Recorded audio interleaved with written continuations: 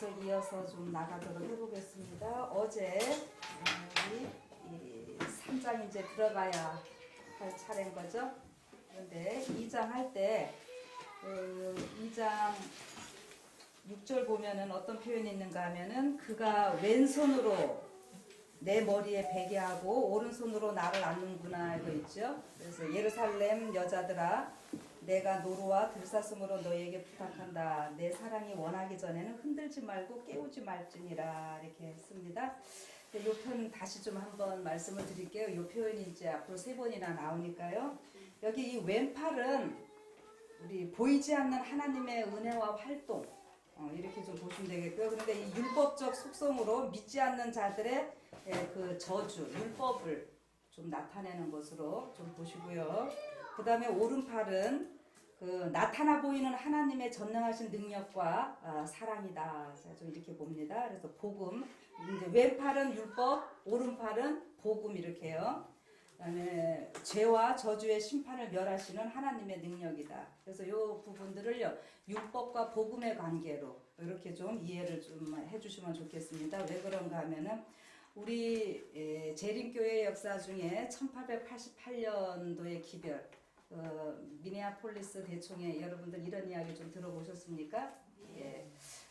그 해가 굉장히 획기적인 해인데 어떤 거였냐면은 우리가 그 전까지는 우리 교단도 사실 그 믿음으로 말미암는 의에 대해서 잘 몰랐고 이 어떤 율법주의적인 그런 경향이 있었던 것만큼은 사실입니다.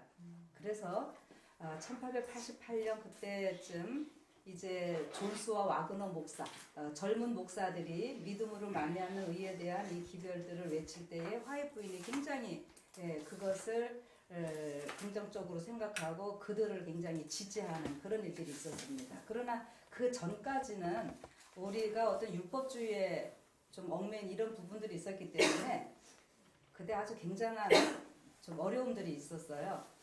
그래서 그 젊은 사람들의 그런 기별에 대해서 대총회에서는 좀 반대를 하고 그래서 화해 부인 보고 저기 누구 편 들어줄 건가 막 하라고 할 정도로 그래서 대총회장들은 화해 부인 자기네 편 들어달라고 그러고 막 그러는데 그 역사들을 우리가 잘 알면은 지금 우리 나가서 막 이러시는 분들이 왜 그러는지를 우리가 좀 알 수 있을 거예요.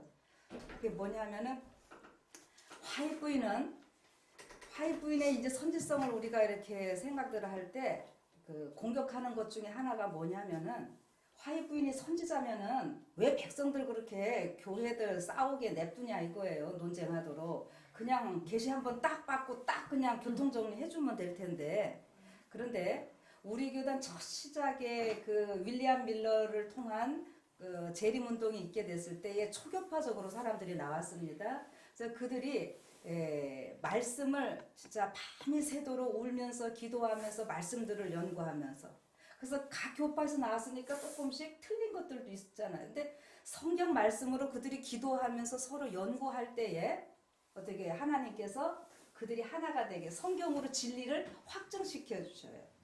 그렇게 연구하고 연구할 때에 또 화해부인을 통해서 그것이 맞다는 것을 인정을 해 주십니다. 그럼 이거를 우리가 어떻게 보아야 되는가 하는 거예요. 이 사람들은 다 해고났는데 그거 맞다라고 하고 하는 게 그게 무슨 선지자냐는 거죠. 근데 하나님께서는요 우리가 성경을 연구하기를 원하셔요. 그리고 지금 마지막 때에 이런 대기만과 혼란이 있을 때에 성경 말씀으로 연구하지 않고 성경 말씀으로 준비되지 아니하면 이 수많은 기만과 미혹에 모두 다 넘어갈 거라고 지금 이야기를 하고 계십니다. 그래서 제가 이따가 막달라 마리아도 얘기한다 그러는데 아까 어제 초반에서도 막달라 마리아 얘기했고요. 이 막달라 마리아가 그렇게 위대하게 쓰임받는 이유는요. 예수님 제자들이 있는데 막달라 마리아의 특징 가운데 하나는 뭐 예수의 발 앞에 앉아서 말씀 듣는 거예요. 그 당시로서는 남자들이 있는데 여자 혼자 그 앞에 가갖고 남자 앞에 앉고 이거 상상도 할 수 없는 일이에요. 그런데 그렇게 하기까지는 굉장한 그 담대함이 필요한데 그런 담대함은 또 어디서 나오는가? 그러니까 예수님의 십자가에 그 모든 것들을 깨닫는 여자거든요. 그래서 이따가 인용하겠지만 이 마리아는 예수님의 제자들은 깨달으려고 들으려고도 하지도 않고 깨달으려고도 하지도 않고 그러는데 마리아는 그걸 깨달았다고 하는 거예요. 그래서 그런 일을 행하는데 그렇게 되는 이유가 예수님의 발 앞에 앉아서 말씀 듣는 거거든요. 그래서 발치에 앉아서 뭐 배운다, 말씀 듣는다 이거는 이렇게 그 히브리인들, 유대인들로서는 하나의 관용구처럼 이렇게 쓰이는데 아주 그 토라, 하나님의 율법을 잘 연구하는 이런 모습들이라는 거거든요. 그러니까는 말씀 연구 외에는 우리가 없습니다. 이 시대에. 그런데 그렇게 말씀을 연구함으로 기초가 세워지기를 원하는 하나님의 마음이셨던 거예요. 그래서 이제 화입 부인이 그런 식으로 이 선지자 역할을 해주고 있습니다. 그런데 이 누가 지금 얘기할 때 화입 부인이 1888년 이전에는 믿음으로 말미암는 의를 못 깨달았다가 1888년 이후로 깨달았다 이제 이렇게 막 주장을 하는 거거든요. 그분이. 그런데 이 화입 부인은 일찍부터 그런 거를 다 알았어요. 그러나 지금 대세가 뭐예요? 그렇지 않거든요. 그러니까 그 얘기를 해주고 싶은데 아직 준비 안 되고 깨닫지 못한 이러한 사람들한테 이 얘기를 못하는 거예요. 여러분 제가 솔직히 지금 여러분들하고는 이 깊은 말씀들을 막 나눕니다. 그런데 아직 준비 안 된 분들한테 얘기를 하면은 조 목사 이상한 소리 하네 이렇게 지금 나오거든요. 깊게 들어가 제가 이제 일일이 다 코테이션을 얘기를 안 하면은 그렇게 돼버려요. 그래서 예수님의 제자들도 그랬거든요. 아직 준비 안 되니까 예수님은 십자가에 달리실 거 얘기해도 이 사람들 생각은 딴 데가 있으니까 못 깨닫는 거예요. 제가 멜기세덱 반차할 때 한번 얘기해드렸을 거예요. 히브리서에 나와요. 내가 멜기세덱에 대해서는 너에게 할 얘기가 너무 많은데 너희들이 지금 둔하여서 지금 얘기를 못 한다고 바울도 막 그러잖아요. 근데 아무튼 이 화입 부인은 처음부터 정로의 계단 우리가 잘 다들 보셔서 아시지만은 그 믿음으로 맞는 의에 대해서 아주 굉장히 자세하게 다 이야기를 해주고 있고 그런 것들에 대해서 계속 그것을 전하고 싶은데 백성들이 준비가 안 되고 있는 이런 상태였는데 이 젊은 사람들이 하니까 화입 부인은 굉장히 좋았던 거예요. 그래서 1888년을 계기로 해가지고 우리 교단의 이 어떤 신앙의 기조들이 확 바뀌면서 제대로 가고 있는 겁니다. 그런데 그렇게 하기까지는 굉장한 진통들이 있었던 거죠. 그래서 여러분들 서적을 한번 보세요. 서재에 1888년 기별 뭐 그때의 일들에 대한 책만 따로 나오는 것들이 있는데 구입하신 분들도 계실 것이라고 생각을 합니다. 그래서 그 얘기가 지금 이 아가서를 통해서 나오고 있고 1880년에 그때의 기별에 대해서 이 화입 부인도 분명히 아가서의 5장의 내용들을 인용을 하고 이러는 부분들이 나오거든요. 그래서 이 말씀들을 우리가 율법과 복음의 이 관계 속에서 이해하는 거 아주 중요합니다. 그러니까 결국 제가 어제 제목도 조사심판과 아가서 뭐 이런 걸로 좀 정했다고 그랬잖아요. 같이 다 연결되면서 마지막 남은 우리의 사명은 하나님의 계명과 예수의 증거랬잖아요. 그래서 그 율법은 아주 중요한 겁니다. 율법은 선하고 의롭도다. 이런 거예요. 근데 그 율법을 통해서 누구를 만나게 하는 거니까? 예수님을 만나게 하는 거니까. 그래서 이런 차원에서도 계속 생각을 하셔서요.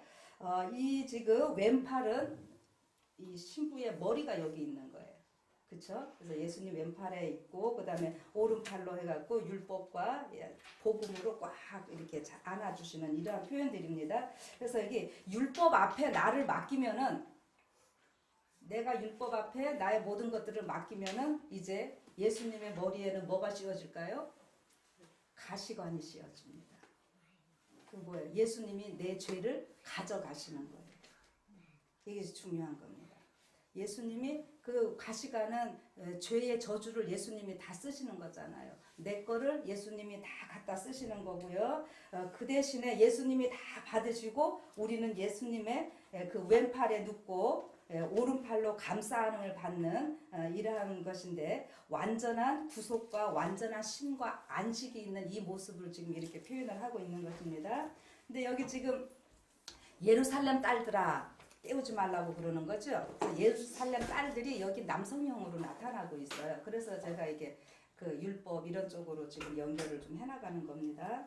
그래서 그렇게들 아시면서 이렇게 지금 이 여인이 그 잔치집에서 그 깃발도 펄럭이고 그 사랑으로 다 지금 이 신랑 대신 예수님의 품에 꽉 안겨 있는 이러한 모습 가운데서 신랑이 지금 이야기를 해주는 거예요. 예루살렘 여자들아, 내 사랑이 그 원하기 전에는 흔들지 말고 깨우지 말지니라 이렇게 표현하는 거. 그래서 이 신부가 아주 깊은 어떤 회개의 시간, 성찰의 시간 이런 거를 가지면서 영적으로 지금 성장하게 해주는 이러한 부분들이거든요.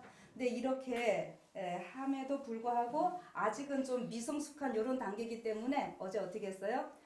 이 전쟁에서 혼자 하고 전쟁은 혼자 하고 그냥 저녁 때나 나에게 오시오 하는 이러한 그 표현으로 어제 끝나고 있었습니다. 그래서 어제 그 2장 그 마지막 절에 제가 베데르 산, 고난과 사명의 산 뭐 이렇게 하면서 십자가의 앞에 나아가는 이러한 모습으로 얘기를 했거든요. 그런데 이제 3장 봅시다. 그러면은 아가서 3장으로 이제 갑니다. 여기 3장에 보면은 전쟁은 혼자 하라고 그런 거잖아요. 같이 나가기는 지금 머뭇거리면서요. 그런데 밤이 됐는데 신랑이 왔어요, 안 왔어요? 안 왔어요. 그래서 어떻게 하는가 하면은 내가 밤에 침상에서 마음에 사랑하는 자를 찾았구나. 찾아도 발견하지 못하였구나.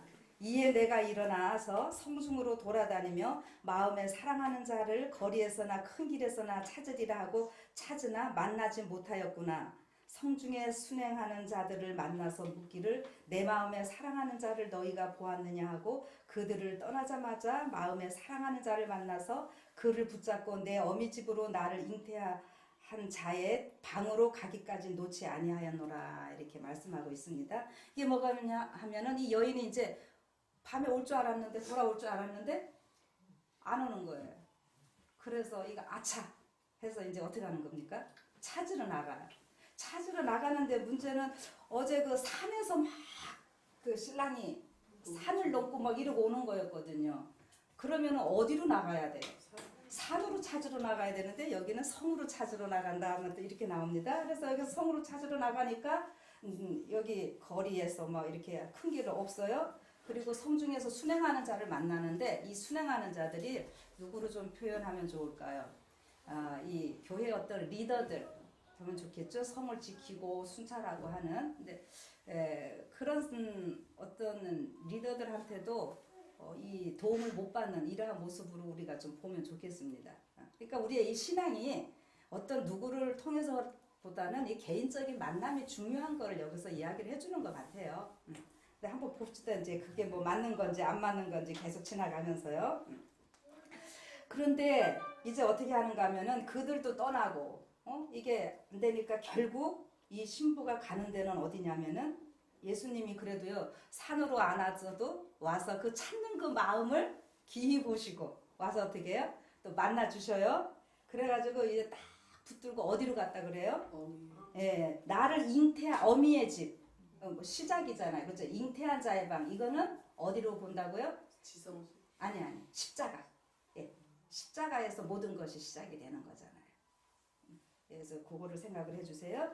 그래서 십자가의 그 은혜로 그 십자가의 그 의미를 다시 깨닫고 신앙이 지금 이 신부는요 흔들리고 어렵고 뭔가 잘 안 되는 것 같고 이런 일이 있을 때마다 어디로 자꾸 가는 거예요? 십자가 밑에 가서 다시 거기에서 기도하고 이렇게 할 때에 신앙이 자꾸 진일보하는 이러한 모습들입니다. 그래서 시간이 지나면서 십자가의 그 은혜를 십자가의 그 의미를 점점 깊이 깨달아가는 이러한 모습들이죠. 그렇게 해서 십자가에서 깨닫고 더 한층 높이 올라가고 이렇게 하는데요. 이렇게 했더니요. 여기서 뭐예요? 봐요. 그렇게 십자가 밑에서 그 씨름하고 있을 때에 또 들려오는 소리는 뭐였냐면은 예루살렘 여자들아 내가 노루와 들사슴으로 너희에게 부탁한다. 사랑하는 자가 원하기 전에는 흔들지 말고 깨우지 말지니라. 또 이렇게 나오죠. 자, 이렇게 지금 깊이 몰입하고 십자가의 그 의미를 깨닫고 그 밑에서 있는 이런 상황에서 하나의 이제 어떤 계시가 보여진다고 할까요? 이건 뭐 꿈속에서 보는 장면이다 이렇게들도 말하는데 아무튼 봅시다. 뭔가 연기 기둥과 같고 몰약과 유향과 장사의 여러 가지 향품으로 향기롭게도 하고 거친 들에서 오는 자가 누구인가?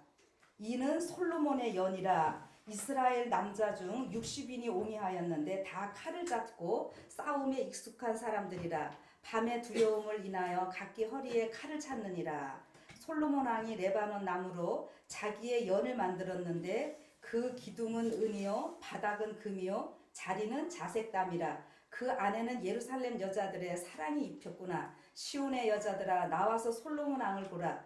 혼인날 마음이 기쁠 때에 그 모친에 씌운 면류관이 그 머리에 있구나. 아멘.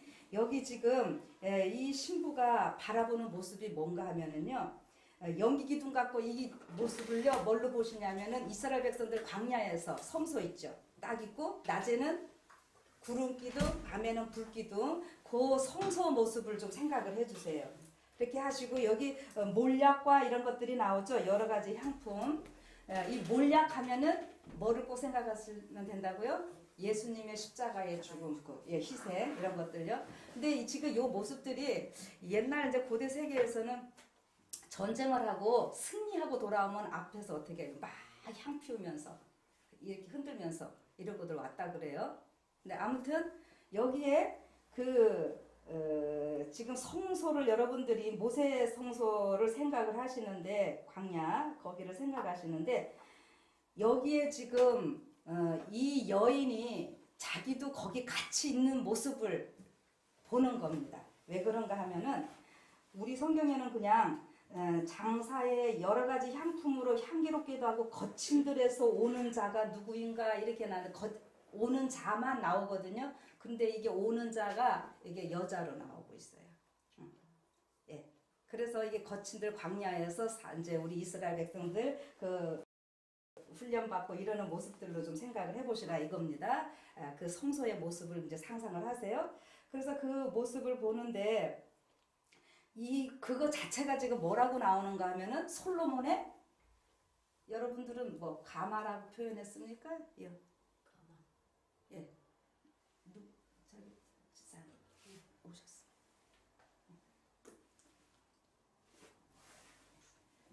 가마로 표현되어 있어요? 네. 여러분들? 예, 아무튼 이게 지금 그게 뭐냐면은 솔로몬의 가마다 이거예요. 솔로몬의 연이라. 그런데 이 가마는 어떻게 되는 겁니까? 누가 타는 거예요? 지금 신랑 신부 같이 탄. 여러분 이게 가마자리가 이렇게 한문으로 어떻게 쓰는지 아세요? 이게 수레거자에다가 여기에 뭐를 해야 되냐면은 부부예요, 부부. 재밌죠? 신랑 신부 같이 타는 이겁니다. 그래서 지금 솔로몬의 그 가마, 그러니까는 이 성소가 제가 어제 뭐라 그랬습니까? 이 성소의 모든 것은 다 누구라 그랬어요? 예수님을 나타낸다 그랬어요. 그런데 그 1차적으로 당연히 예수님이고 그 다음에 다 우리가 된다 그랬거든요. 예수님이 성소시고 우리도 성소잖아요. 근데 그 성소의 모습을 딱 보면은 뭐가 나타나요? 십자가가 된다 그랬고 어제 이 말을 여러 번 했으니까요. 예. 그 지금 이 여인도 그 성전으로 지어져 가는 이 모습인 거죠. 가마에 지금 자기가 같이 타고 있는 그 모습을 보는 거예요. 그런데 그 솔로몬의 가마가요, 그냥 혼자 오는 것이 아니라 어떻게 됐어요? 이 용사들이 60인의 용사들 이렇게 나오는데 이 60인이라고 하는 것은 성경적인 어떤 성경에서 계속 이스라엘 나올 때도 60만 나오고 이런 거 있죠. 다윗의 용사도 60이고 그 다음에 이게 성소에 그 만들었을 때 휘장, 그 세마포 있잖아요. 세마포 휘장이나 그 기둥 이런 것들이 60개거든요. 그게 다 하나다 예수님 나타내고 했는데 그 세마포 뭐 이런 것들이 다 예수님의 이런 거 나타내고 있는데 아무튼 이 60인이 지금 옹이하고 있다고 하는 것은 또 뭔가 하여튼 이 성소가 그냥 아주 안전하게 호위 무사들이 있다고 하는 이런 것들을 생각을 좀 해보시면 좋겠어요. 근데 그렇게 지금 하고 있는데 다 둘러싸고 있는데 뭘 하냐면 칼을 잡고 있다 그랬어요. 그럼 이 칼은 무슨 칼일까요? 어쨌든 지금 칼을 잡고 있는데 왜 그러냐면은 싸움에 익숙한 사람들이고 밤에 두려움을 인하여 각기 허리에 칼을 찼다고 그랬어요. 그러니까 이게 지금 뭔가 전쟁이 있다는 거죠. 근데 지금 앞에서 그랬잖아요. 같이 그 영적 전쟁, 응? 여기에 이제 같이 나가자고 사실 신랑이 불렀는데 이 신부가 머뭇거렸던 거였잖아요. 그래서 지금 이 계시를 통해서 이런 모습들을 보는 거죠. 그래서 이 성소를 이렇게 바라본다 이렇게 생각을 해주시면 좋겠어요. 그런데 지금 이 싸움에는 다 익숙한 사람들이에요. 이 호위무사들이. 그래서 각기 칼을 어디에 찼어요? 허리에 찼어요. 그러면 이거를 우리가 칼은 그 히브리서에 뭐라 그랬죠? 성령의 검. 있죠. 이게 말씀으로 진리로 허리띠를 띠라 뭐 이런 표현들을 여러분들이 가지고 있는 이제 성경 기본적인 상식을요 다 활용을 해보세요. 그러니까 말씀으로 지금 딱 무장되어 있는 이러한 모습. 근데 밤의 두려움이라는 거예요. 이게 밤은 앞으로 있을 고난들 이게 영적 전쟁입니다. 이것이 있기 때문에 이렇게 해야 되는데요. 그 모습이 보니까 그 가마 자체도 누가 만들었냐면 그 성소 자체를 솔로몬 왕이 레바논 나무로 자기의 연을 만들었다 이겁니다. 여러분이 성소는 예수님이 우리를 어떻게 구속하시는지에 대한 하나의 청사진이다. 뭐 이런 말씀들은 많이 들었을 거예요. 결국 하나님이 우리를 구원하시는 일에 있어서는 전적으로 인간의 의는 조금 더 들어가지 않고 하나님의 의만 들어가는 이러한 모습이거든요. 예. 그래서 우리가 그거를 믿음으로 말미암는 의라고 그러잖아요. 그러니까 여기 그 가마 우리를 지금 이 여인이 타고 가는 이 가마도 솔로몬이 보낸 건데 누가 만드는 거예요? 솔로몬 본인이 자신이 만들었다는 거죠. 그래서 여기서 예루살렘 그 광야 성소도 여러분들이 생각을 하시다가 이 솔로몬 성전도 같이 생각을 하시는데 아무튼 가마니까 이렇게 뭐 넷이서 들든지 어깨로 매든지 이래잖아요. 가마라고 하는 거는. 그런데 이 광야 성소는 움직일 때 어떻게 했습니까? 이동할 때는 성소를 다 해체해가지고 메고 가고 이렇게 했죠. 그리고 요단강을 건널 때는 어떻게 했습니까? 법궤가 맨 앞에 이렇게 메고 가죠. 제사장들이. 그러니까 여러분들이 이런 거를 좀 생각을 해주세요. 근데 결국 이 모든 것들은 다 예수님인데 그 솔로몬의 연이 뭘로 만들어졌는가 하면은 기둥이 은이고 바닥은 금이고 자리는 다 자색담이라 이게 지금 뭐 은금 이런 거를 다 뭘로 좀 보시는가 하면은 그 성소 만들 때 광야 성소 이 은으로 다 기둥 만들었던 이런 것들 지난번에 한번 요거는 다루기는 했었습니다. 그리고 이게 지금 1장에서 왜 보석 만들어줄 때 금을다가 뭐를 박아 만들어준다 그랬어요? 어제 은을 박아 만들어준다고 이렇게 했잖아요. 다 어쨌든 지금 그거와 연결이 되는 겁니다. 그래서 이게 지금 그 안에는 예루살렘 여자들의 사랑이 입혔다. 예. 그러니까 결국 솔로몬이 그렇게 만드는 모든 것들은 누구를 위한 것이었어요? 예루살렘 여자들에게 우리 교회를 위한 이런 것들입니다. 그런데 여기서 하는 말이 아주 마지막 말이 재밌는 말이에요. 뭐냐면은 근데 시온의 여자들아 나와서 솔로몬 왕을 보라. 혼인날 그 마음이 기쁠 때에 모친이 씌운 그 면류관을 보라. 이렇게 이야기를 하고 있거든요. 지금 이 승리하는 이러한 모습인데 여기에서 면류관이라고 하는 것이 사실 뭐냐 하면은 이 예수님의 십자가의 가시관입니다. 이게 왜 그런가 하면은 거친 들에서 오는 그 가마를 보는 것이고 지금 거기에 자기 여인이 타고 있는 모습까지 같이 지금 보는 모습이라고 아까 말씀드렸고요. 그러는데 솔로몬이요. 이렇게 혼인하는 날 이렇게 기쁜데 이렇게 기쁘게 되는 것이 쉽게 되는 것은 아니었거든요. 여러분 솔로몬이 왕이 되기까지 어떤 어려움이 있었는지 아십니까? 우리는 밧세바 솔로몬의 어머니는 밧세바죠. 솔로몬의 어머니가 밧세바인데 다윗의 그 부인들 가운데는요 여러 부인이 있는데 그 유다 지파인 부인은요, 이 밧세바가 유일합니다. 근데 예수님이 누구한테 태어나야 되죠? 유다 지파의 왕으로 오셔서 멜기세덱 반차로 그 대제사장이 되셔야 되는데 다윗 자체가 유다 지파인 것만큼은 당연해요. 그런데 부인도 그렇게 돼야 되는데 다른 여인들은 다 이방 여인들이었고 또 미갈 같은 경우는 사울 그쪽이니까 베냐민 지파고 이래요. 그런데 밧세바만큼은 여기도 이제 좀 헬라만 얘기가 많은데 밧세바가 그 유다 지파입니다. 그런데 밧세바가 이제 첫 아들은 죽지요. 첫 아들은 죽고 우리 보통 사무엘하 12장 24절에 보면은 다윗이 그 첫 밧세바를 위로하고 저에게 들어가 동침하였더니 저가 아들을 낳음에 이름을 솔로몬이라 했다 이렇게 하거든요. 그래서 사람들이 자꾸 솔로몬을 밧세바의 그러니까 둘째 아들로 생각하는 경향들이 있어요. 여러분들은 요 말만 보면은 그런 것 같아요. 그런데 역대상 3장 1절 5절부터 보면은 그 다윗이 예루살렘에서 낳은 아들들 이름이 나오고 있는데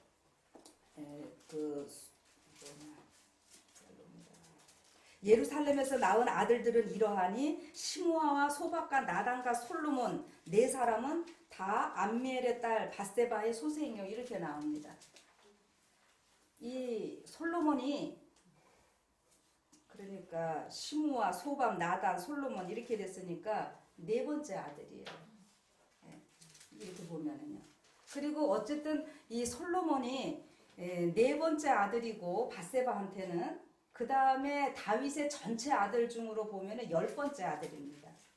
그런데 이 왕위 계승은 누가 해야 되죠? 장자가 해야 되는데 그런 면에서 보면은 이 솔로몬이 장자가 될 수가 없어요. 그래서 왕이 될 수 없는 그런 상황입니다. 그런데 이 왕이 되거든요. 그래서 그 아도니아 이런 사람들, 이런 형들이 막 반란 일으키고 솔로몬이 왕위를 갖게 되니까는 그런 반란도 일으키고 하는 일들이 나오는데 그래서 솔로몬이 그 왕위를 계승하기까지는요 쉽지 않았어요. 굉장한 어려움들이 있었던 이런 모습이거든요. 그래서 그거를 같이 연상을 해보시면 좋겠어요. 그래서 모친이 씌워줬다라고 하는 것은 이 어머니 밧세바가 아니었으면 이 솔로몬이 왕이 될 수가 없었거든요. 그런 것과 같이 연결해서 여기에서 나오는 이제 표현을 저는 노 크로스, 노 크라운 있죠. 십자가의 고난이 없이는 영광의 면류관이 있을 수 없다. 그래서 지금 이 성소가 예수님의 우리를 구속하기 위한 그 고난의 모습들이잖아요. 그러니까 그렇게 그 고난의 모습인데 결국 그것은 여기 그 쉬운 면류관 기쁠 때에 쓰는 그 면류관으로 지금 표현을 하고 있어요. 결국 십자가의 그 고난으로 인해서 승리하시고 모든 신부들을 찾으실 이런 것들을 미리 말씀하고 있는 이런 표현이지 않나 싶습니다. 그래서 이제 이 신랑은 이렇게 이 신부가 그런 모습을 보면서 거기에서 그것을 깨닫고 이렇게 할 때에 이제 뭐라고 불러주냐면은 이제 칭찬을 또 해줍니다. 내 사랑 너는 어여쁘고 어여쁘다 지금 이야기를 하고 있죠. 칭찬을 해주는데 이제 머리털이 눈이 뭐 같다고 그래요? 대답들 해보세요. 이제 비둘기 같기도 하고 눈은 비둘기 같고 머리털은 길라산 기슭의 눈 무리 염소털 같고 하면서 쭉 이게 얘기를 지금 해줍니다. 이 신부의 여기에 특징이요 7가지가 나타나고 있는 거예요. 7가지를 쭉 묘사를 해주면 나중에 신부는 가서 또 신랑을 7가지로 또 같이 칭찬을 해주고 막 이렇게 하는데 이 칭찬을 내용 자체가요 다 눈은 어제 얘기를 했고 머리는요 어떤 통치권 이런 것들이거든요.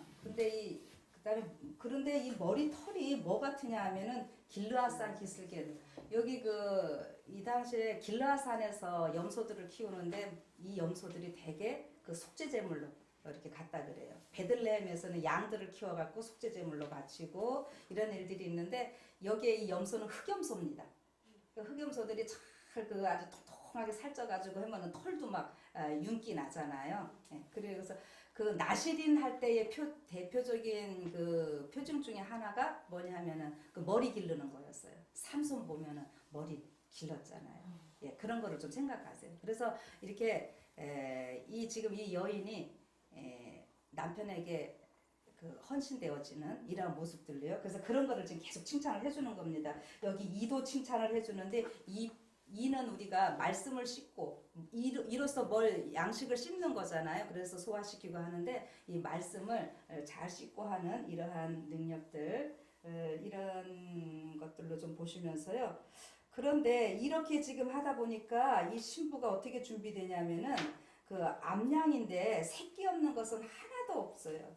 그런데 그냥 한 마리씩만 잘라도 되는데 뭐예요? 쌍태니까 아주 그 수하게 풍성할 것을 이렇게 보여주는 겁니다. 그래서 이렇게 지금 다 준비가 되는데 그런 가운데서 입에서는 뭐가 나와요? 뭐 입술 홍색실 나오고 이거 다 예수님의 그 십자가의 은혜를 얘기하는 이러한 모습들로 보시면 되겠습니다. 입은 어여쁘고 너울 속에 내 뺨은 석류 한쪽 같구나. 이 석류가 어제도 얘기했습니다. 이게 굉장히 빨갛죠. 안에 딱 열으면은. 그리고 이 석류가 겉에는 볼품 없어도 안에 열면은 그렇게 빨갛게 있고 이 씨가 보통 몇 개가 들어있는가 하면은 613개가 들어있다고들 그런데요. 그래서 유대인들은 그게 율법이요 613가지가 있습니다. 율법. 근데 이게 예수님의 십자가의 보혈로요 우리 성도들이 하나가 되는 모습이에요. 감싸줘야 돼요. 그래서 그 옷 입었을 때 방울 달렸을 때 금방울과 석류를 달고 이렇게 하는 거거든요. 지금 그러니까 이 뺨이 그렇게 된다고 하는 것은 어제 감정을 얘기를 했죠. 이 외모만 외적으로만 단장되는 것이 아니라 진정한 내면의 모습도 예수님의 그 십자가의 은혜를 깨닫고 그 모습으로 변화되는 이런 모습들입니다. 이렇게 하니까는 목도 어제는 이제 그 진주 목걸이 이렇게 얘기를 했었는데 이제 더 이제 좀 멋있게 변하고 있습니다. 어떻게요? 내 목은 군기를 두려고 건축한 다윗의 망대 곧 일천방패 용사의 모든 방패가 달린 망대 같다고 막 이렇게 얘기를 하죠. 이 망대는 무슨 역할을 하는가 하면은 적들이 오는가 안 오는가 보기도 하고 방어 공격 이런 거 다 할 수 있는 여러 가지 역할들을 해주는 거잖아요. 그러니까 이 순종하면서 모든 것들을 지금 그 자격을 다 갖추어가는 이러한 모습으로 보시면 되겠습니다. 그런데다가 목이 그렇게 딱 있는데 이제 유방은 우리 여성들이 결혼하기 전에는 이게 안 나타나잖아요. 그냥 표만 있다가 이제 자녀를 가질 때 이렇게 나타나죠. 그래서 여성성으로 이게 완전하게 나타나는 이런 모습인데, 그러니까 이 젖은 먹이는 역할을 하잖아요. 그 양육할 수 있는. 그러니까는 이제 내 자신이 준비되는 것뿐만이 아니라 어떻게 해요? 다른 사람도 양육할 수 있는 이런 준비가 되어가는 모습을 신랑이 지금 자꾸 칭찬을 해주는 겁니다. 그렇게 지금 신부가요 너무너무 막 칭찬을 받으니까 어떻게 해요? 어제 제가 2장 7절에 그 베델을 산 얘기를 했었어요.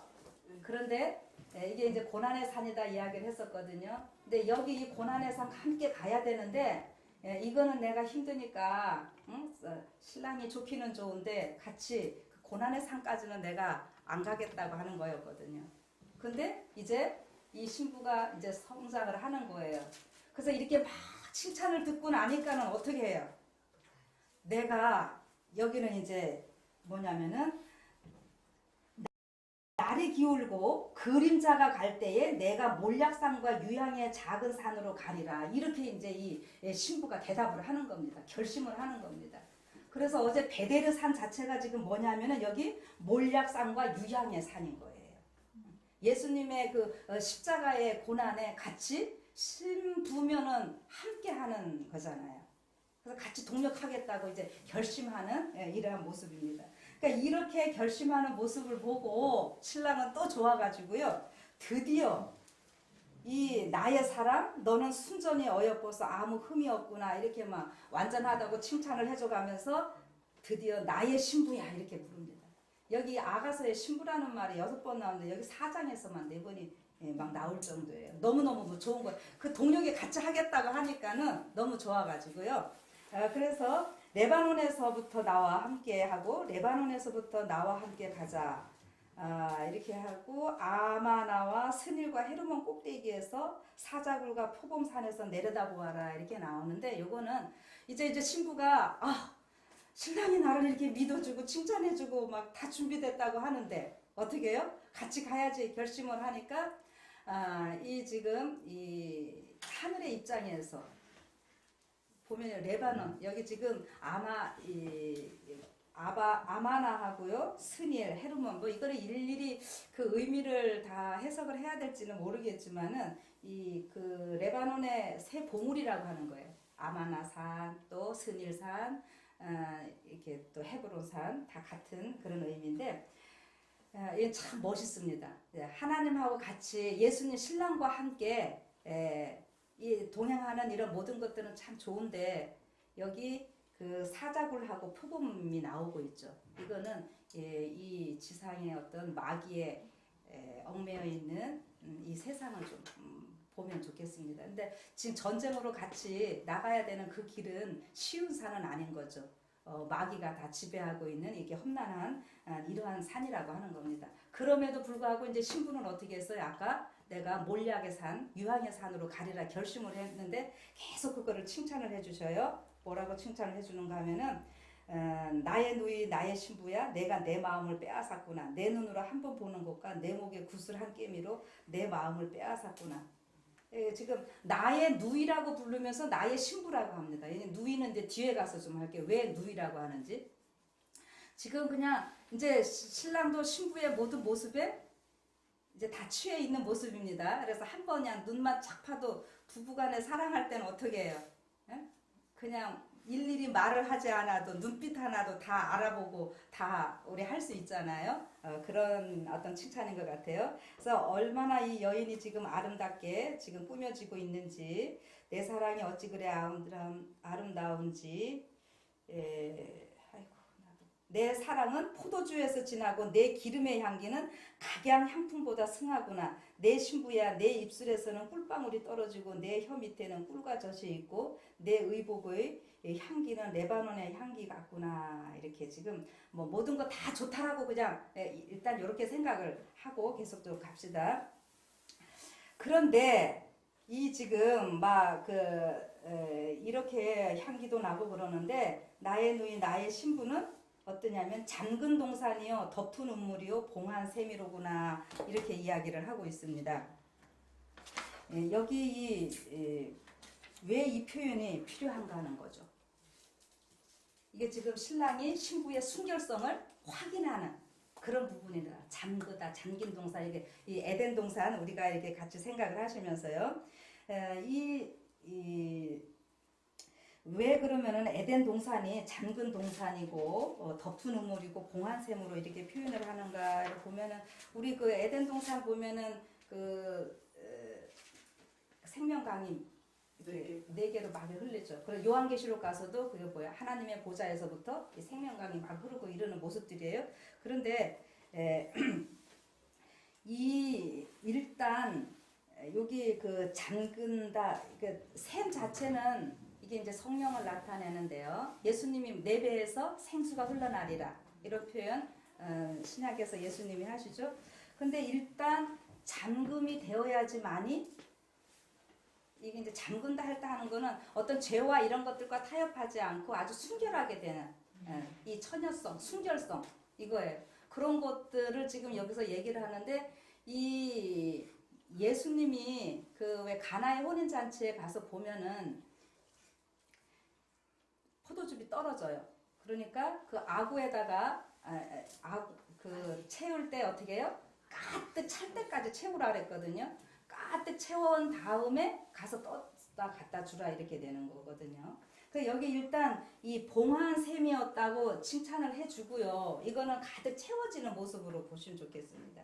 근데 성령 충만한 이러한 삶으로서 우리가 살아가야 되는데 이렇게 할 때에 보니까 거기에서 이 나오는 열매들이 있게 돼요. 그 나무 열매들을 13절에 내게서 나는 것은 석류나무와 각종 아름다운 과수와 고베라. 이 고베라 또 나오네요. 어제 했었어요. 그 다음에 나도초와 번홍화와 창포와 개수와 각양 유향목과 물약과 침량과 모든 귀한 향품이요. 이 진짜 아름다운 것들만 이제 필요한 것만 다 나오고 있는 이런 모습이라고 생각을 좀 해보시기 바랍니다. 그런데 그 다음 표현이 뭐라고 해주시냐면은 너는 동산의 샘이요 생수의 우물이요 레바논에서부터 흐르는 시내로구나. 앞부분에서 어떻게 해요? 꽉 잠겨졌었어요. 그러니까 이제는 흘러 넘쳐야 되겠죠. 예, 그거를 얘기를 합니다. 그래서 여기에 그 여러 가지 향초들 막 나오죠. 이런 모든 것들이 보면은 그 성소에서요 향 재료예요 다. 그 다음에 기름 있잖아요. 관유 이런 거 만들 때에 쓰여지는 다 재료들입니다. 그거는 출애굽기 이런 게 나오는데 그런 거는 지금은 안 다룰게요. 그래서 아무튼 지금 이렇게 해서 15절에 완전히 이 여인이 그 준비되었다고 신랑이 막 칭찬을 해주는 거죠. 이제 채워졌다가 흐르는 분출되어야 되는 이러한 모습인 거예요. 그랬더니 신부가 너무너무 좋아가지고 뭐라 그러는지 아십니까? 북풍아 일어나라 남풍아 오라. 이게 지금 뭐냐 하면은 이 북풍은 보통 추운 거를 이야기를 해요. 그래서 이제 여기 이게 왜 요 얘기가 나와야 되는가 하면은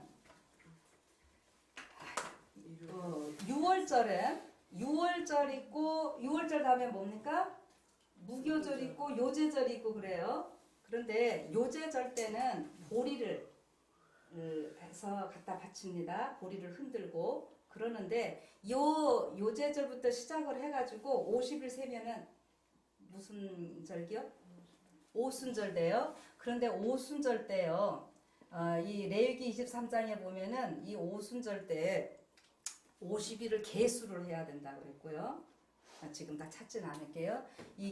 오순절이라는 레위기 23장이나 구약에서는 오순절이라는 말 자체는 안 나와요. 50일을 계수하라 나오고 그런데 이제 사도행전에 보면은 오순절이라는 말이 직접 나오는 거죠. 순이라는 게 열을 순자예요. 이게 이렇게 쓰나 그러니까 순이 10번이 몇 번 와야 되는 거예요? 5번이나 와야 되죠.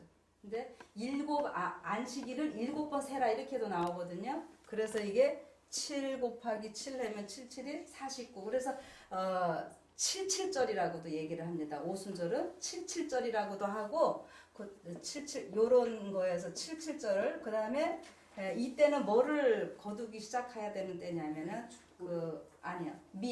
밀의 시작이에요. 그래서 맥주절. 근데 이 맥주자를 우리가 보통 보면은 다 보리맥자를 써놓는 데도 있는데 보리맥보다 소맥, 밀로 해야 되는 겁니다. 예. 근데 또 맥주절이 되는데 하나님께서 이스라엘 백성들 보고 가나안 땅 가서 농사질 때 이 50일을 계수하라고 얘기를 해요. 근데 그게 뭐냐 하면은 요때에 밀들이 이제 막 꽃이 펴지고 이렇게 하는데 일주일 동안에 유대인들은 어떻게 해야 되냐면 간절히 기도하는 그 모습입니다. 근데 이 바람은 또 성령을 나타내기도 하죠. 성령의 바람을 강구를 해야 되는 건데 첫 번에는 북풍이 간절히 불어오기를 기도를 해야 된다고 하는 거예요. 왜냐하면은 이 지금 보리도 아직 있는 상황이고 이제 밀도 걷어야 되고 이런 상황인데 이 찬바람이 불어야지 이 전분이요 완전하게 익어간답니다. 여기 한 3분의 1 정도 이렇게 된 상황에서 이 곡식들이 여무는데 찬바람이 불어야지만 북풍은 찬바람이에요. 그래서 찬바람이 불어와야지 어떻게 된다고요? 이것이 완전하게 익어요. 그 다음에 나머지 시간들은 또 어떤 바람이 불어야 되냐면 남풍은 우리가 따뜻한 바람을 이야기를 하거든요. 근데 따뜻한 바람 여기 이제 잘 불어야지만 앞으로 이제 그 과일들이 다 익게 되는 이러한 모습들입니다. 그래서 찬바람이랑 따뜻한 바람이랑 이게 조화롭게 잘 불어야지 1년 농사가 되는 거죠. 근데 요게 잘못되면은 어떻게 돼요? 1년 농사 다 망쳐지는 거예요. 이스라엘 백성들에게. 근데 지금 요 상황이 뭐냐면은 제가 우리 집신장수와 우산장수 아들을 둔 엄마의 마음. 그래서 여기야 근데 요때 그 간절한 마음으로 이 계수하라는 하는 그 말이요. 그런 아주 간절하게 해야 되는 이런 표현들이 다 들어있다고 하는 거예요. 그러니까 이거를 이제 그냥 농사 얘기가 아니라 이것도 지금 우리가 또 영적인 추수잖아요. 그러면은 이 영혼들을 추수하는데도요. 보리 같은 영혼들, 밀 같은 영혼들, 과일 같은 영혼들이거든요. 그러니까 이 보리는 먼저 더 유대인이긴 한데 더 특별하고요. 그 다음에 밀 있고 이게 순서가 있는 거예요. 제가 어제 14만 4천 뭐 셀 수 없는 물이 자꾸 이렇게 이야기를 하잖아요. 그 이게 영혼들이 익어가는 순서가 있어요. 그래서 에스겔서 9장에서도 보면은 인치는데 어디서부터 쳐요? 성소에서 늙은이들부터 친다고 이렇게 하는 거거든요. 그래서 이게 아무튼 그 오순절에는 이제 신약 시대에 와서 보니까는 뭐예요? 영혼들 막 저기 이름이 성령 받아가지고 영혼들 추수를 하잖아요. 그래서 이게 오순절에 아니죠 6월절에 그 어떤 종결이요 오순절이라고 유대인들은 이렇게 말을 합니다. 그리고 이 오순절 50일째 딱 되고는요 종결 제사를 드린대요. 그 사람들 그렇게 했다고 하는 거예요. 성경에서 근데 이때 그 오순절 때는 그 또 제사도 어떻게 드려야 되냐면은 떡도 2덩이를 드려요. 그런데 이제 밀이었잖아요. 그거를 첫 번째 거를 가서 추수를 해가지고 이거를 곱게 갑니다. 그러면은 아주 소제라고 하는 거는 가늘게 빻아져가지고 드려지는 제사거든요. 그런데 이때 이게 이 밀이 조금은 검은색도 있잖아요. 갈색이죠. 근데 이거 자꾸 으깨어지고 가르면 가를수록 무슨 색이 될까요? 흰색이 되잖아요. 바로 이게 예수님이 그렇게 우리를 위해서 우리의 죄됨 때문에 이 땅에 오셔가지고 고난당하시고 그러시는 모습을 1차적으로 나타내요. 그러니까 오순절도 뭐 절기나 구약의 모든 것들이 다 예수님이니까 그 다음에 이제 우리한테 적용을 해야 되는 거예요. 그런데 이 소제가요. 그렇게 해서 이때는 2덩이를 누룩을 넣고 이게 무교절일 때는 또 그 누룩을 넣으면 안 돼요. 그런데 이 오순절 때는요, 뭐를 하라고요? 누룩을 또 넣어야 돼요, 반드시 이 소재에. 그러니까 이게 다 어떤 의미인가 하면은 무교병일 때는 그 예수님의 죄 없으심 이런 삶을 얘기를 합니다. 그런데 이 무교병을 먹을 때는 며칠을 먹느냐 하면 일주일을 먹어요, 7일을. 그런데 이 7은 완전함을 얘기를 하거든요. 그러니까 예수님의 그 흠없으심을 나타내고요. 그러니까는 우리가 무교병을 일주일 먹는 거는 뭐예요? 매일 성화된 삶을 계속 살아가는 거죠. 예수님의 십자가를 통해서 구원받은 자들은 계속 그렇게 죄 없는 삶으로 나아가야 되는 거예요. 그런데 어떻게 됩니까? 십자가로 끝났다라고 여기서 할렐루야만 하고 있으면 아닌 거죠. 그래서 이게 일주일 요 때는 이제 이 누룩은 죄를 나타내는데 이 오순절 때 넣는 누룩은 또 어떤 의미를 갖고 있는가 하면은 확장성입니다. 이 천국은 마치 여인이 가루 서말 속에 갖다 넣은 누룩과 같으니 이런 거거든요. 그래서 이 또 바리새인의 누룩을 주의하라 이러면 바리새인들의 그 잘못된 교훈들 이런 거 또 부정적인 거고 여기서는 우리가 긍정적으로 보셔야 됩니다. 그래서 이제 소제를 2덩이를 꼭 드려요. 이게 뭐냐면 하나는 유대인, 하나는 이반. 이 이제 여기 전도될 거를 이야기를 하는 겁니다. 미리. 그런데 이 소재를 뭘로 뭉치는가 하면은 이게 소재 가루가 지금 다 흩어져 있잖아요. 하얗긴 하얘요. 자, 각자가 우리가 다 준비는 됐어. 그런데 흩어져 있어요. 근데 이 흩어져 있는 이러한 모습들을 하나로 모으려면 어떻게 해요? 여기서 기름으로 물로 하지 말 여기 할 때 보면은요 기름으로 반죽을 해야 되거든요. 그러니까 기름은 뭘 나타냅니까? 성령을 나타내죠. 그러니까 우리가 마지막 성령으로 하나 되는 거예요. 그 이 초대교회 때도요 첫 번에는 어떻게 했어요? 성령 받기 전에는 예수님의 제자들이 예수님은 십자가에 달릴 얘기하고 있는데 제자들은 누가 높으냐? 예수님 왕 되면 나는 무슨 자리 차지할까? 이러고들 싸우고 있었잖아요. 그런데 이제 예수님 십자가에 달리시고 난 이후에 이른비 성령 받을 준비할 때 그들이 거기서 계속 서로 그 이른비 성령 받은 조건 중에 하나가 뭐냐면은 그 서로 칭찬해 주는 거였어요. 서로 칭찬해 주고 격려해 주고 그동안 서로 비난했던 것들 다 회개하고 그 내용들 잘 읽어보셔요. 그렇게 할 때에 그들에게 이렇게 성령이 내리고 그들이 연합돼 가지고 이제는 뭐예요? 죽기까지 그 순교하면서 초대교회를 부흥시키는 거거든요. 근데 그 일이 그대로 있게 되는 거예요. 마지막 때도. 그래서 이 기름으로 이게 연합돼야 되는 거. 지금 우리가 교회에서도 분열되고 다 이러는 모습들은 뭐 때문에 그러는 거예요? 성령이 없기 때문에 이러는 겁니다. 그래서 우리가 성령을 간구하라고 화이트님 자꾸 얘기를 하고 있고 마지막 때 이 일은 누가 한다고? 예, 그 말은 다들 하고 있는데 내가 직접 아직 그 성령의 충만한 가운데 있지 못하는 거예요. 근데 지금 이러한 일들이 어떻게 생길 수 있는가 하면 북풍, 찬바람을 통해서 시련과 고난을 통해서 우리가 그것이 되어진다라고 하는 거예요. 네. 그래서 지금 이 신부는 이 북풍, 그 고난을 어떻게 해요? 이제 그것까지도 나는 뭐 신랑이 다 믿어주고 내가 다 준비됐는데 이제는 나는 뭐가 어떤 고난이 와도 나는 다 할 수 있어. 이렇게 준비하면서 막 오라고 더 적극적으로 겁나지 않는다. 막 이렇게 하는 겁니다. 이제 남풍만 기다리는 것이 아니라 나는 뭐든지 다 준비됐다. 이렇게까지 하는 거예요. 그래서 오늘 이제 이 늦은비 성령을 우리가 충만히 받을 때에 앞으로 어떻게 하는 거예요? 이방인들을 셀 수 없는 무리 아까 14만 4천이 준비되어 가지고 각 나라와 족속과 방언에게 전할 기별들 그것이 이제 신속하게 전파되는 이러한 모습으로 보시면 좋겠습니다. 그래서 이렇게 하면서 그 소재 2개 드렸듯이 그 우리 지금 하나님을 믿는 자들이 둘이 하나가 된 이러한 모습인데 아무튼 지금 그러한 모든 것들이 이 북풍, 남풍 같이 이것을 불도록 우리도 지금 어떻게 되는 거예요? 기도해야 되는 거예요. 북풍 잘 불고 북풍이 먼저 불어도 안 돼요. 아니야, 남풍이 먼저 불어도 안 되고 그렇죠? 그래서 이게 아주 조화롭게 잘 해야 되는데 먼저 우리가 준비되어야지만이 저 수많은 사람들 그 화이트 그 예언의 신을 통해서 주시는 기별은요. 지금 바깥에서는요 오히려 준비가 많이 되어 있는데 뭐예요? 이 라오디게아 교회를 잠자고 있기 때문에 우리가 준비 안 되기 때문에 안 들여보내셔요. 왜요? 들여보내셔봐야 실망하고 그러니까 이것도 저것도 안 되는 거거든요. 지금 그런 겁니다.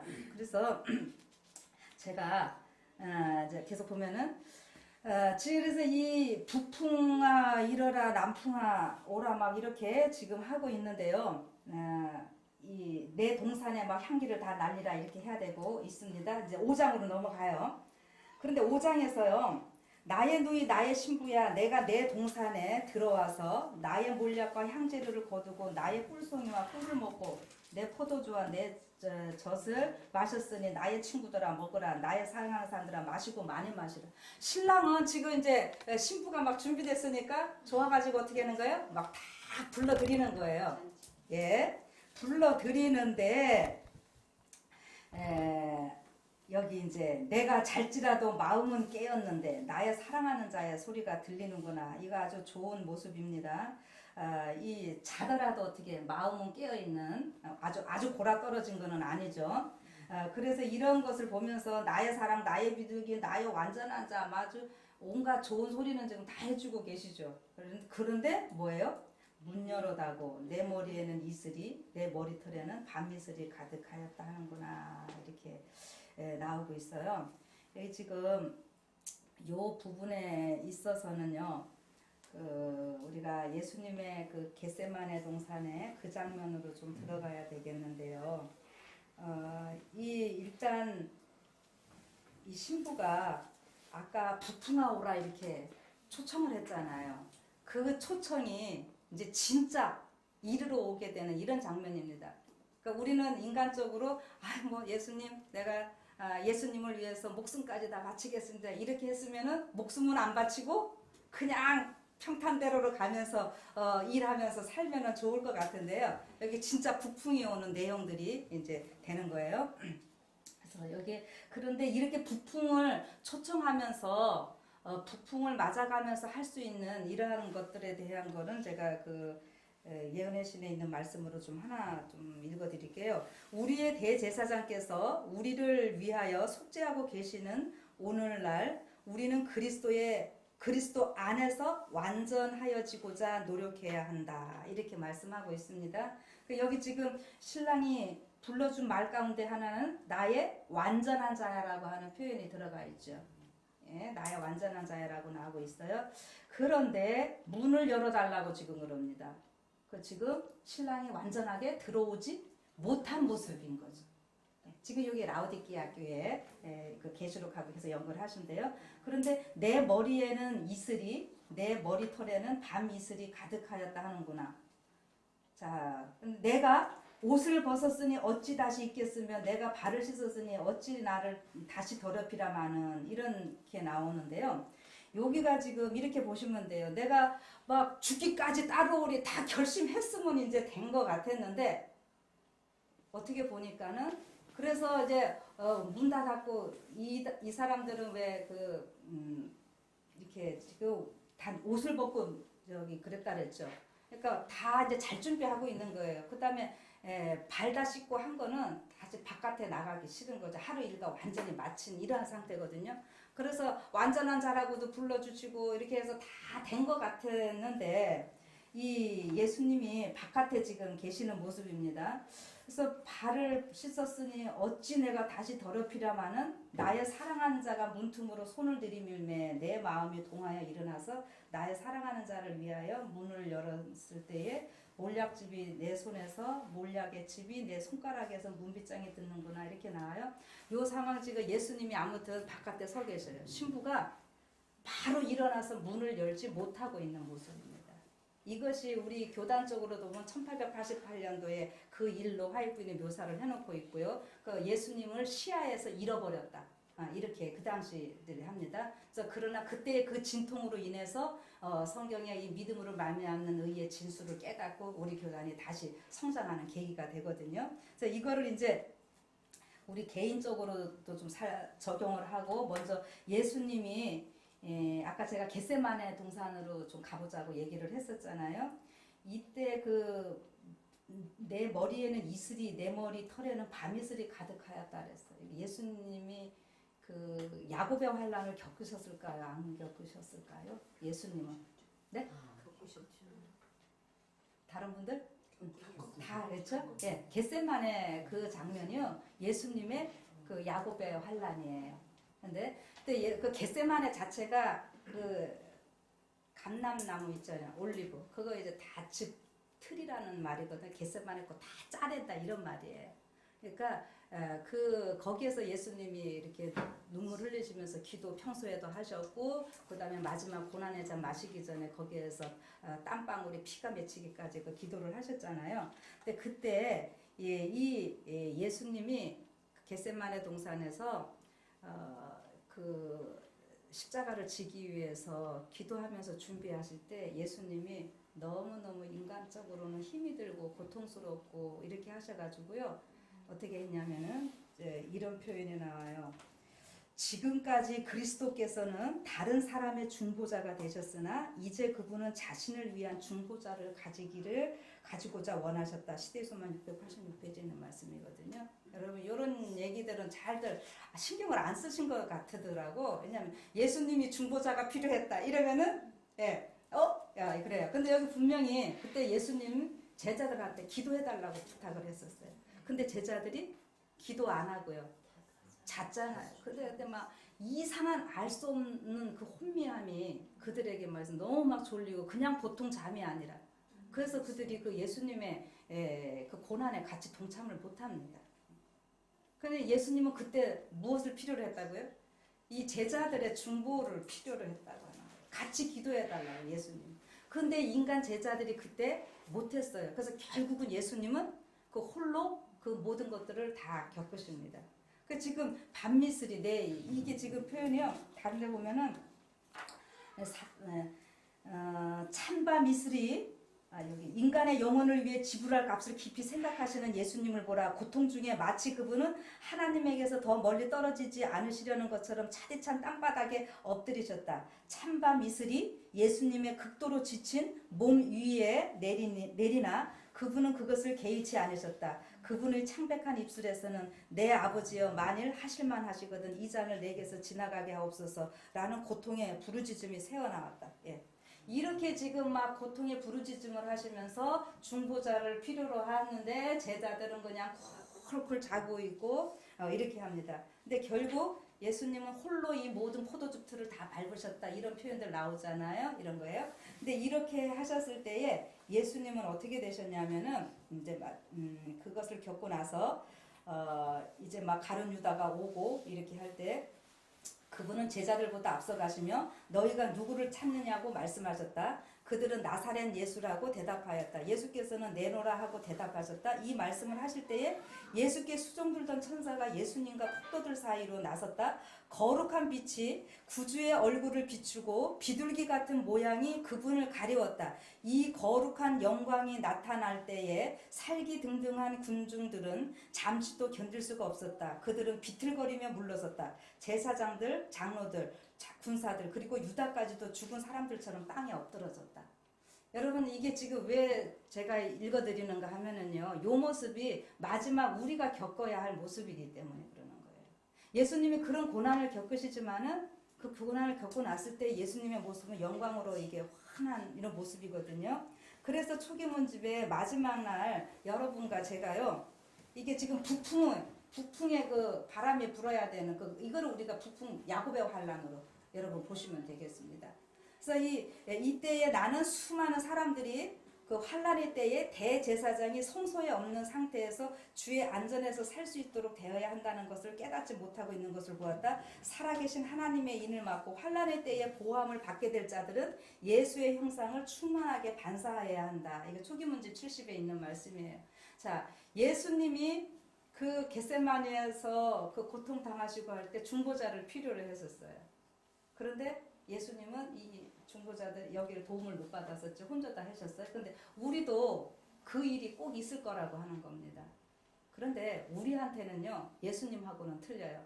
예수님은 진짜 중보자가 없었지만은 예수님은 모든 것을 이기셨기 때문에요. 우리한테는 우리가 이 일을 겪을 때는 어떻게 됩니까? 중보자가 없는 것처럼 보이는데 알고 보면은요. 예수님은 보호자로 계시는 이러한 모습이에요. 그래서 여기 예수님이 그걸 겪고 나니까는 얼굴이 다 변화됐거든요. 오늘 우리도요. 이 야곱의 환란, 이 부풍을 겪어야지만이 우리가 이렇게 예수의 형상을 충만하게 반사해야 된다. 이 모습이 되는 겁니다. 실제로 이렇게 되는 거예요. 모세가 어떻게 해요? 그 십계명 받아가지고 내려올 때 금식하고 그러고 내려올 때 얼굴이 더 그때 환해져가지고 백성들이 이거 쳐다보지 못했었거든요. 그 모습이 그대로 지금 우리가 똑같이 겪어야 할 이러한 일들이라고 하는 것입니다. 그래서 예수님께서는 겟세마네 동산에서 이렇게 밤을 지새우며 기도하며 고난의 잔을 받으셨기에 머리와 머리털에 밤이슬이 가득하였다. 주님은 영혼의 어두운 밤인 야곱의 환란을 견디시고 승리하셨기에 이제 신부를 고난에 함께 동력자로 부르신다. 이것은 부풍에 대한 기도의 응답이다. 바로 성령으로 이 모든 것을 할 수 있다. 이겁니다. 예. 그래서 조금 쉬었다 할까요? 시간이. 요거 여기까지만 하고 합시다.